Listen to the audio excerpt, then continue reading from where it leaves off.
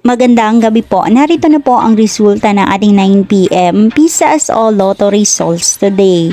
Ngayong August 16, 2023. At para po sa draw natin ngayon ay ang Grand Lotto 655, ang Mega Lotto 645, ang 4D Lotto, ang 3D Lotto at ang 2D Lotto.